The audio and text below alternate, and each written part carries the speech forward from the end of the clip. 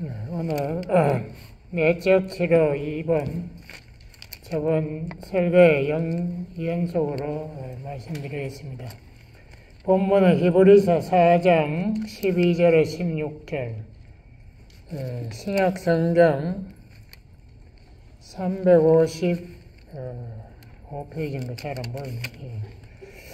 제가 본문을 봉독하겠습니다. 하나님의 말씀은 살았고 운동력이 있어 좌우에 날선 어떤 검보다도 예리하여 혼과 영과 및 관절과 골수를 찔러 쪼개기까지 하며 또 마음의 생각과 뜻을 감찰하나니 지으신 것이 하나라도 그 앞에 나타나지 않음이 없고 오직 만물이 우리를 상관하시는 자의 눈앞에 벌거벗은 것 같이 드러나느니라.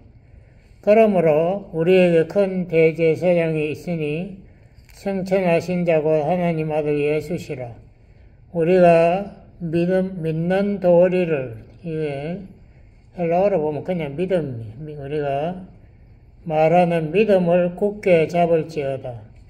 우리에게 있는 대제사장은 우리 연약함을 체휼하지 아니하는 자가 아니요. 그러니까 체휼하신 자지. 그런데 이상하게 해서 아니하는 자가 아니요.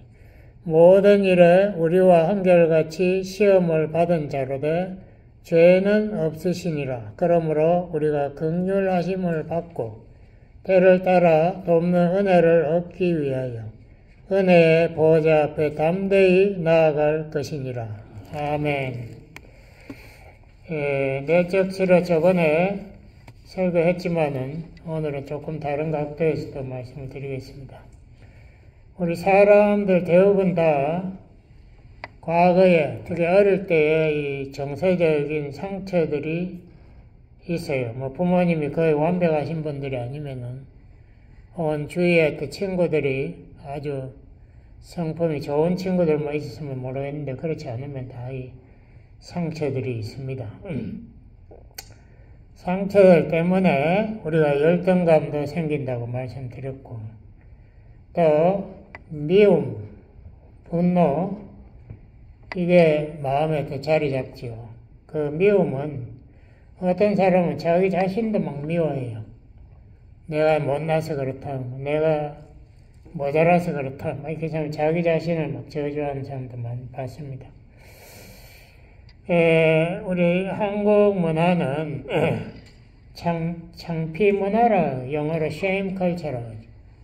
근데 서양 사람들의 문화는 guilty, 그러니까 죄책감의 문화입니다. 법을 준수했나 안 했나에 따라서 자기 자신이 자신감을 가지거나 혹은 자기 자신이 정죄에 당했다고 생각하는데 우리 한국은 옛날부터 법보다는 다른 사람이 나를 어떻게 보는가 그 창피 문화에 속합니다. 그래 친구들의 그 놀리는 거 그거 여러분 안 당한 사람 별로 없을 거예요. 다 그거 당했어요 어릴 때. 그러니까 이게 다른 사람이 놀리고 뒤에서 뭐 수근거리고 그리고 우리 한국 사람들은 유행에 굉장히 민감하지 않습니까? 저는 그거 참 아직도 이해가 잘 안 돼요. 여성분들이 가방을 그렇게 왜 중요하게 여기는지 이번에 또 그 대통령 부인이 그또 가방 선물 받아가지고 또 문제가 되어 시끄러운데 그 가방이 뭐 그렇게 중요한지 모르겠어요. 뭐 여성들이 뭐 가방, 글쎄요. 가방이 뭐 그렇게 중요한 게 담겨 있는지. 그뿐만이 아니라 사람들은 성장하면서 여러 번 충격적인 사건들을 많이 당합니다. 우리 한국같이 경쟁이 심한 그 미국만 봐도 대학 들어갔는데 원서를 여러 군데 내잖아요. 그러니까 몇 군데 떨어져도 뭐 별 문제가 안 되고 한 군데만 되면 되니까. 근데 우리 한국에는 또 무슨 그 로또 뭐 하듯이 되든지 안 되든지 둘 중에 하나예요. 그러니까 뭐 떨어지면 큰일 나죠. 또 1년을 기다려야 되고 뭐 옛날에 2차도 있었나 모르겠네. 하여튼 그런 것도 상당히 충격적이고 또 파산, 경제가 나빠진 파산한다든지 한국에는 사기꾼들이 그렇게 많잖아요. 뭐 사기꾼들 세상에 다 있지만 한국에 특히 많은 것 같아요. 제가 옛날에 그 만주에 있는 우리 조선족 그런 이야기 들었거든요. 남한에서 오는 사람들은 정말 전부 마귀같이 보인다. 전부 사기꾼으로 보인다 이러더라고. 거기 만주에 사는 우리 조선족들이 대부분 다 집 날리고 땅 다 날렸어요. 그래서 옛날에 만주에 조선족이 몇백만 살았는데 지금 얼마 안 살아요. 집을 다 잃어버렸으니까. 전부 속아가지고 돈 갖다 주고 뭐 돈 다 잃어버리고. 그런 것도 충격적이고, 또 어릴 때 이렇게 상처받는 그 폭행이랄까. 폭행이라는 게 꼭 행동으로 아니 말로도 폭행은 우리 한국 사람들 폭행 잘해요. 그 말로 막 상대방을 형편없는 사람으로 우리가 씹어 삼킨다 그러죠. 그런 말 하는 그 영어로 어뷰스 한다는 거. 또 미국에는 보면은 이 성적 그 어뷰스. 그러니까 가족 뭐 친척 뭐 삼촌 이런 사람들이 막 성적으로 덤벼도 애들을 그렇게 강간을 하고 그 미국 사회가 병들은 사회인데 뭐 한국 사회도 그렇지만 다 병들은 사회들이 하여튼 이런 문제들이 얼마나 그 아이의 장래를 파괴시키는지 상상하기 힘들어요. 그리고 병이라는 게 또 암 걸리고 뭐 이런 사람들 충격적인 또 60대 넘어가면 잘 쓰러지지 않습니까? 그래가지고 또 내가 갑자기 뭐 반이 죽어버린다든지 이렇게 된 중풍이 걸리고 뭐 이런 것도 다 충격적인 사건이죠. 그리고 또 아기는 어릴 때 버림받은 그것도 엄청난 충격이에요. 고아들. 그런 사람들, 그 부모, 그 뭐 누군지 모르는 사람도 많이 있죠. 그것도 엄청 고아들은 이 버림받는 데 대한 공포증이 거의 다 있어요. 어릴 때. 그래서 누가 자기를 봐준 사람이 없으면 갑자기 그 공포증을 느끼고 이런, 또 뭐, 외로움에 대한 그런 것들, 또 결혼이 실패했을 때 이혼, 뭐 이런 것에 대한 충격, 또 우리가 우울증도 한국 사람이 유난히 많대요. 뭐 상담 막 정신병 의사들이 그러더라고요. 한국이 왜 많은지, 한국 사람들이 감정이 예민해서 그런지, 하여튼 뭐 그 이유는 잘 모르겠고, 우울증에 걸리면 활동을 갑자기 안 하지 않고 사람을 피하고, 잠을 많이 자려고 하여튼 뭐 여러 가지 증세가 나타나는데, 우리 한국 사람들은 걱정도 잘해요. 걱정이 많고, 불안해하고, 걱정이 생기면 잠 못 자는 사람들 많이 봤어요. 잠을 못 자. 잠이 안 온대. 아무리 자려고. 그 두려움, 이게 또 정신적으로 문제를 일으켜서 공포증이라는 이런 것들이 또 많이 병이 생기죠. 특히 이게 어릴 때 이런 것을 당하면은 감당할 수가 없어요. 어릴 때는 이게 정신적으로 독립도 못했으니까 괜히 불안할 때 이런 거 당하면 굉장히 충격받는. 그 어린 그때의 아이, 그거를 영어로 inner child라, 아주 어릴 때에 정신에서 충격받은 아이가 평생을 아픈 거예요. 그러니까 이 사람은 자기 안에 inner child가 그렇게 아프다는 것도 모르고 사는 거예요. 근데 이상하게 뭐 어떤 충격적인 사건이 생기면 분노가 팍 폭발하고 자기 속에 막 불안이 들이고 공포가 닥치고 이런 사람은 이 정신적으로 자기 속에 옛날에 상처받은 인너 차일드가 있다는 것을 알아야 돼요. 그래서 인너 차일드가 상처의 치료를 받아야 정상으로 돌아옵니다. 그게 굉장히 중요한데, 그래서 이 내적 치료가 중요하죠. 이 내적 치료는 단순히 생각, 기억뿐만 아니라 우리가 정서, 감정이 충격을 받기 때문에 이 감정이 굉장히 파워풀해요. 생각이나 의지보다 감정이 제일 파워풀한데 이게 우리의 원초 두뇌 바로 옆에 있어가지고 굉장히 파워풀한, 이게 우리의 모든 그 성품 혹은 우리 삶을 지배해버립니다. 이걸 어떻게 치료하는가 이게 굉장히 중요하거든요. 그래서 옛날 그때 상처받은 그때로 돌아가야 돼요. 이걸 치료하려면은.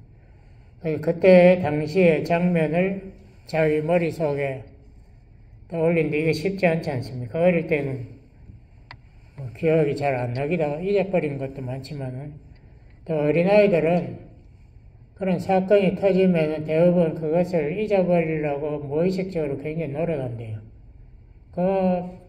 자기에게 상처니까 기억하기 싫잖아요. 그래서 그 장면이 이 무의식의 세계, 그 상담학자들이 말하는 자기가 의식하지 못하는 세계가 두뇌에서 의식하는 세계보다 훨씬 크거든요. 그것도 빙산 같아. 빙산 바다 속에 있는 큰 얼음, 그게 바다 위에 있는 떠 날리는 얼음보다 훨씬 크잖아요. 그게 자기의 모든 감정이나 의식 세계를 컨트롤한다 이거예요. 그게 무서운 거죠. 그러니까 그 성격이 비뚤어지는 거지. 이거 영어로 비주얼라이즈 해야 되는데 그걸 하기 위해서 첫 번째로 우리가 성경 말씀을 읽어야 돼요. 오늘 본문에도 나오지 않습니까? 하나님 말씀이 좌우의 날성검같이 예리해가지고 혼과 영과 관절과 골수, 그러니까 어디가 혼이고 어디가 영의 영역인지 우리 잘 모르잖아요. 그거를 갈라치게 하는 걸 말씀이 한다. 말씀은 딱 보면 안다. 관절과 절수, 우리 이 관절에는 골수가 또 있어요. 거기에 물렁뼈도 있지만 골수가 액체가 있는데 그거를 이렇게 다 분리할 수 있는 것이 말씀이다. 그래서 우리가 말씀을 읽는데 어디를 읽나? 첫 번째로 시편 139편, 오늘 우리 노래도 했어요. 그 편제. 하나님이 어디 가든지 다 계신다. 첫 번째 1절에서 6절에 보면은 하나님이 모든 걸 아신다는 게 전지. 그 내 모든 내 마음의 생각이나 뭐 기억이나 이런 것도 하나님께서 다 알고 계신다. 하나님은 모르는 게 없지 않습니까? 전지하시다. 그 다음에 7절에 12절은 하나님이 내가 어디 가더라도 하나님이 거기 계신다. 편제. 그렇기 때문에 내가 옛날에 상처받았을 때에 그 사건의 장소와 때에도 하나님은 와 계시고 보셨다 이거예요. 그게 굉장히 중요합니다. 그거를 믿음으로 받아들여야 이게 치료가 돼요. 그래서 오늘 본문에 히브리서 4장 12절 13절도 제가 다시 한번 읽어보겠습니다. 하나님 말씀은 살아있고 운동력이 있어 좌우의 날선 어떤 것보다 예리하여 혼과 영과 및 관절과 골수를 찔러 쪼개기까지 하며 마음의 생각과 뜻을 다 살핀다. 감찰하나니 지으신 것이 하나라도 그 앞에 나타나지 않음이 없고 하나님 다 알고 있다. 다 기억하고 계시고 오직 만물이 우리를 상관하시는 자 하나님 앞에 벌거벗은 것 같이 드러나느니라. 그러므로 내 상처가 내가 기억 못한다고 해서 그게 사라진 게 하나님 다 알고 계신다. 하나님은 그 장소에 그때 와 계셨다. 이거 성경이 이걸 증거하고 있어요. 그러므로 우리가 어떻게 해야 되는가? 히브리서 4장 그 다음 14절부터 제가 읽겠습니다. 그러므로 우리에게 큰 대제사장이 있으니 성천하신 자 곧 하나님 아들 예수시라. 예수님이 왜 갑자기 나와? 우리가 믿는 도리를 굳게 잡을지어다. 그러니까 우리의 문제를 말씀이 지적하면은 우리가 그 예수님 앞에 달려가야 됩니다. 그냥 달려가는 게 아니라 믿음을 확실하게 잡고 예수님을 의지해 예수님이 그 문제를 해결하실 수 있는 유일한 해결사다. 예수님은 어떤 분인가? 우리에게 있는 대제사장은 우리 연약함을 체휼하지 아니하는 자가 아니요.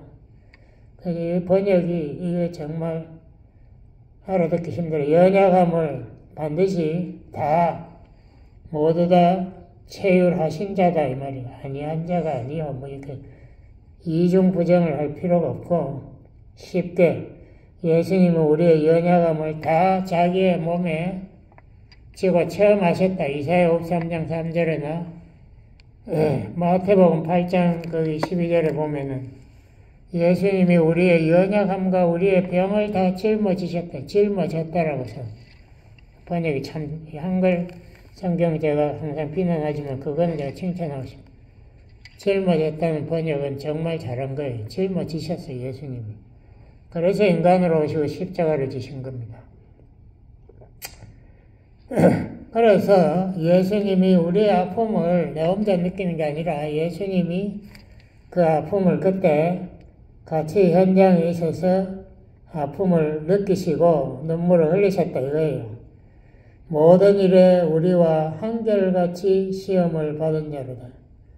한결같다는 것도 이거 좀 말이 좀 있는데 하여튼 우리가 똑같이 같이 시험을 받았다. 죄는 없으시니라. 그러므로 우리가 긍휼하심을 받고 그래서 우리가 하나님의 불쌍하게 여김을 받고 때를 따라 돕는 은혜, 하나님의 조건 없는 사랑을 얻기 위하여 예수님이 앉아 계시는 그 은혜의 보좌에 담대히 나아갈 것이니라. 이건 정말 복음의 핵심입니다. 우리가 우리의 믿음의 대상, 우리의 아픔을 다 체험하신 그분에게 우리가 담대하게 나아가서 기도해야 돼요. 예수님, 그때 당신이 어디 있었는지 보여주세요. 예수님, 그때 당신이 나의 아픔을 같이 느끼셨나요? 그때 아픔은 얼마나 심했나요? 그때 분노도 같이 느꼈나요? 두려움도 같이 느꼈나요? 성령이 도와주세요. 예수님이 그 장면에 같이 계신 것을 보여주세요. 이걸 간절히 기도하고 믿음으로 매달려야 돼요. 그래서 우리가 옛날의 기억이 조금씩 떠오르기 시작하고 그 장면이 생각날 때 그때 치료가 시작된 겁니다. 예? 우리 주위의 친구들이 학교에 다닐 때 막 여러 명이 둘러싸서 나를 비웃었다든가 그런 것들이 옛날에 다 있었어요. 기억이 잘 안 나서 문제지. 다 그 한국 사람들은 남을 비웃고 같이 조롱하고 이런 걸 굉장히 모르겠어요. 국민성이 그런지 하여튼 그런 거를 하기를 좋아하는 민족이 틀림없어요. 제가 너무나 많이 봤기 때문에 그냥 한 사람의 약자를 공격함으로써 쾌감을 느끼는지 하여튼 그런 일이 유난히 한국 사회에 많다고. 그러니까 상처가 많죠. 그때에 우리가 예수님의 아픔, 예수님을 통해서 나의 아픔을 다시 상처의 치료를 받아야 돼요. 우리가 예수님의 은혜의 보호자 앞에 나가야 됩니다. 예수님은 어떤 분인가? 예수님 성경에 보면 문둥병 환자를 예수님 많이 고쳤잖아요. 그 당시 문둥병 환자 구약에 고쳤다는 건 나만 장군 하나밖에 없어요. 문둥병 환자들은 이 전염병이니까 다른 사람들이 어느 일정한 거리 이내로 들어오면은 외쳐야 돼요. 안 그러면 돌에 맞아 멈추고요. 그러니까 나는 문둥병이랍니다. 멀리 떨어지세요. 이렇게 외쳐야 돼요. 얼마나 괴롭겠어요. 자기가 문둥병자라 감추고 살짝 숨어도 괴로운데 그걸 사람들 앞에 외치고 다녀야 되니까 이거 정말 사람의 자존심이 많이 뭉거지는. 그런데 예수님은 문둥병 환자를 치료할 때에 그걸 만지시고 이런 게 여러 번 복음서에 나오거든요. 그 문둥병 환자에 접촉하면 뇌가 더러워진다고 성경에 쓰여 있지만 예수님은 문둥병 환자를 직접 가까이 하실 뿐만 아니라 그를 만져주시고 그냥 기도해도 되지 멀리 떨어져 기도해도 예수님 말씀의 능력인데 뭐 고치겠지. 그렇지만 예수님은 그 사람의 아픔을 자기도 체험하고 있다는 걸 감정 치료하기 위해서 그 사람을 만진 거예요. 예수님 의도적으로 만진다. 그러니까 예수님이 그 자리에 있는 게 보이면 예수님 앞에 나아가서 예수님한테 기도를 하세요. 예수님, 나의 아픔을 치료해 주세요. 많은 그 내적 치료의 그 케이스 스터디 책을 읽어보면요. 그때 예수님이 주저하지 않고 나를 끌어안았다라는 표현이 많이 나와요. 영어로는 허그했다, 포용했다, 포용했다. 우리 예수님은 마태복음 12장에 보면 상한 갈 때도 꺾지 아니하고 꺼져가는 촛불 심지도 끄지 않는 분이다.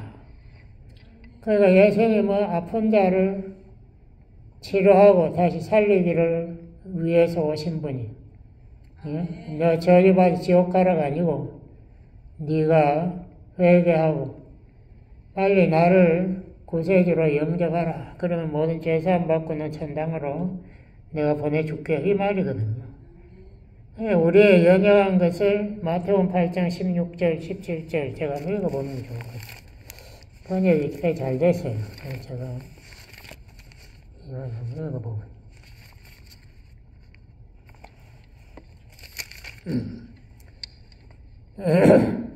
저물매 사람들이 귀신 들린 자를 많이 데리고 예수께 오거늘 예수께서 말씀으로 귀신들을 쫓아내시고 병든 자를 다 고치시니 이는 선지자 이사야로 하신 말씀이 우리 연약한 것을 연약하다는 게 우리 아픔입니다. 상처. 이것을 친히 담당하시고 병을 짊어지셨도다 함을 이루려 하심이더라. 이사야 53장 그걸 인용했는데요. 예수님은 그거 하러 오셨기 때문에 예수님은 우리의 아픔을 스스로 담당하시는 분이다. 그분 앞에 내가 나의 아픔을 갖다 바쳐야 돼요. 왜냐하면 그게 예수님의 조합이 예수님 일이니까. 그래서 내가 어릴 때 받은 상처, 아픔, 미움, 분노, 두려움, 외로움 이런 모든 것들을 예수님 알고 있으니까 예수님 앞에 갖다 바치는 거예요. 그럼 예수님이 그걸 대신 담당하시고 나에게 다른 것을 교환해 주신다. 뭐를 교환해 주시는가? 그분의 눈물, 그분의 위로, 그분의 도우심, 사랑, 긍휼을 우리의 은혜의 보좌에서 우리에게 나눠주신다. 그때 치료가 진짜 일어납니다. 저는 어릴 때 그거 자주 기억해요. 제가 이 비주얼라이즈 하는. 제가 어릴 때 밥을 잘 안 먹은 것 같아요. 하여튼 막내니까 또 음색 뿌리느라고 일부러 안 먹은지 어떻게 됐는지 모르겠는데 기억이 잘 안 나는데 하여튼 어머니가 어떻게 제가 친구들하고 밥 안 먹고 나가서 그냥 우리가 놀고 있는데 어머니가 오셨더라고. 그런데 보니까 이 손에 밥그릇을 들고 오셨어요. 그래서 이렇게 걸상을 가져왔다가 앉더니만은 준아야 앉아라 이렇게 그 폼에다가 안겨가지고 거기에서 밥을 이렇게 한 숟가락씩 퍼먹이더라고. 그게 이상하게 제가 그때 3살 이럴 때인데 기억이 잘 안 날 건데도 그거는 기억나요. 그 밥그릇을 다 먹었던 거 기억나거든요. 그런 것이 우리의 상처를 치료해 준다. 우리 예수님이 우리를 반드시 안고 우리를 치료해 주십니다. 이 치료의 중요한 것이 이 말을 기억해야 돼. 사건, 옛날에 그 사고, 어뷰스 사건은 한 번만 그 당시 아프게 하지만은 그때의 기억은 평생 내 마음을 아프게 한다. 이거 여러분 기억하셔야 됩니다. 그 아픔의 기억을 치료받지 않으면은 여러분의 성격이 이상해지는 거예요. 그거 어쩔 수 없어요. 그러므로 그 기억을 예수님 무의식 세계에서 끄집어내서 예수님 앞에 갖다 드려야 돼요. 그럼 예수님이 그것을 받으시고 우리에게 그의 사랑의 선물을 돌려주신다. 위로의 선물을 돌려주신다. 그분이 우리를 안아주신다. 이거예요. 옛날에 어떤 상담학자가 쌍둥이 실험을 했습니다. 똑같은 쌍둥이인데 똑같은 이게 상처를 주었대요.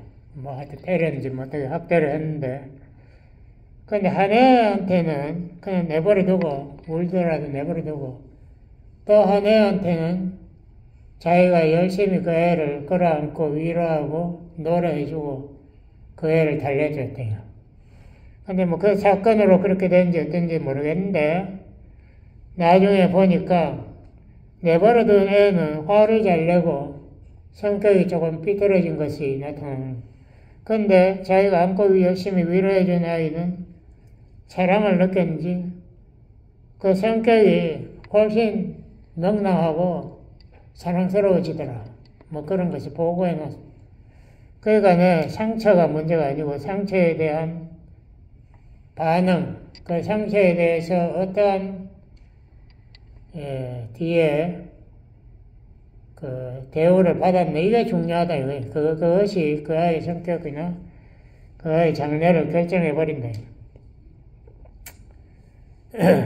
우리가 그러므로 예수님 앞에 나아가서 이 내적 상처를 치료하는 게 꼭 필요합니다. 아멘. 이렇게 하셔야 여러분 성격도 이렇게 그런 걸 체험한 사람들은 그런 고백을 해요. 아, 내가 성격이 완전히 달라졌다.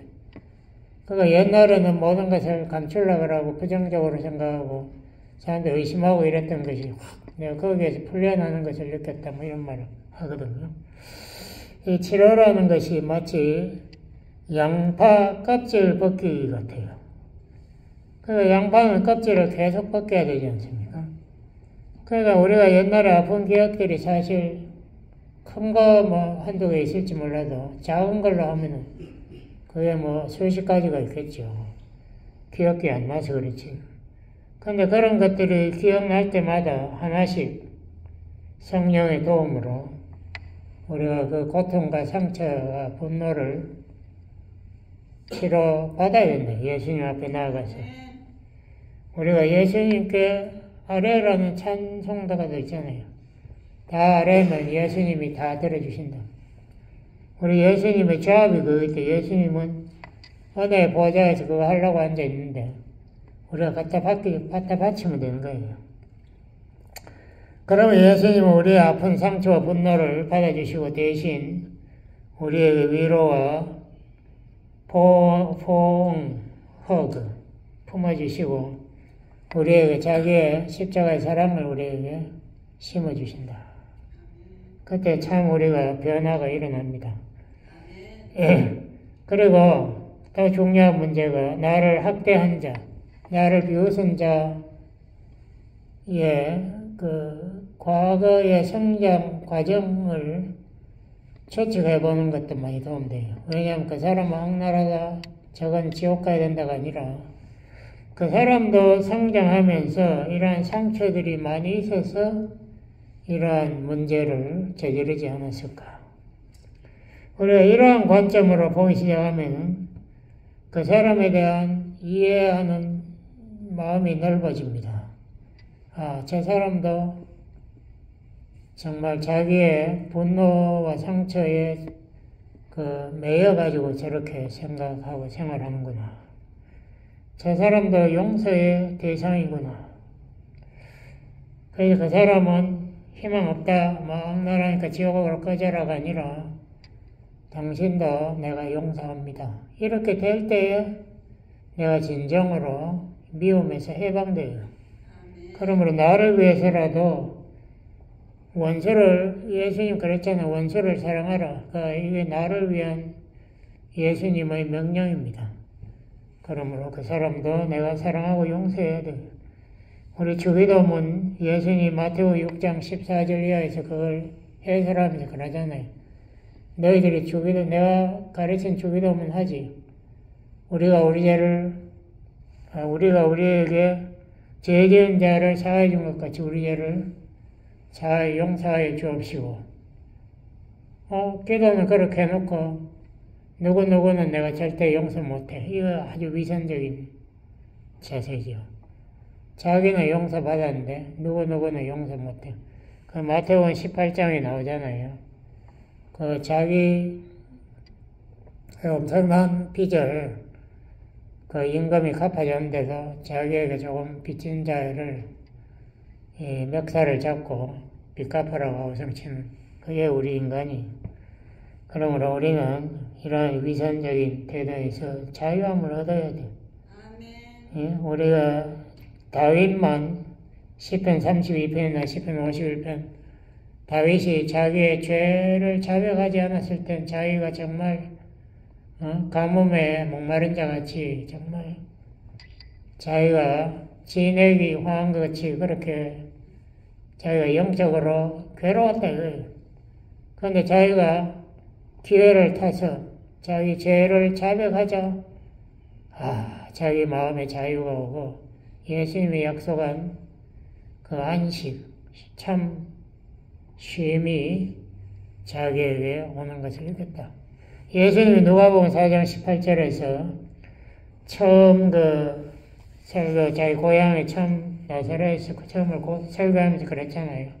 성령이 내게 임하셔 내가 포로된 자에게 자유를. 이 용서 못하는 자들은 미움의 감옥에 갇혀있는 사람들입니다. 자기 자신이 괜히 남 때문에 그냥 미움의 감옥에 갇혀있다는 것도 몰라. 그 사람은 내가 미워해야 된다고 이렇게 착각하고 있는데 그 피해자는 자기 자신이라는 것을 깨달아야 되는데 자기 자신이 그러면 성격이 이상한 자가 되는 거예요. 우리가 미움의 감옥에서 참 자유를, 죄에서 참 자유를 누리려면 용서밖에 길이 없어. 그러니까 우리가 내가 예수님 앞에서 용서 받는 것도 꼭 중요하지만 내가 내 마음에 미워하는 그 자를 용서하는 것도 똑같이 중요하다. 이것을 우리가 깨달아야 됩니다. 우리가 마음에 예수님이 그 누가복음 4장에 그 말도 있어요. 두려움에 눌린 자를 자유케 하려고 한다. 눌렸다는 건 무거운 짐, 눌린 자를 자유케 하려고 오셨다. 이거 눌린 거 자유하려면 그 짐을 벗어버려야지. 그러니까 미워하고 두려워하고 뭐 이런 것들을 벗어버리고 해방 참 자유를 예수님 안에서 우리가 누려야 합니다. 기도하시겠습니다. 하나님 감사합니다. 예수 그리스도만이 우리의 모든 아픔을 아시고 십자가에서 그 아픔을 위해서 예수님 직접 자기의 생명을 바치신 분입니다.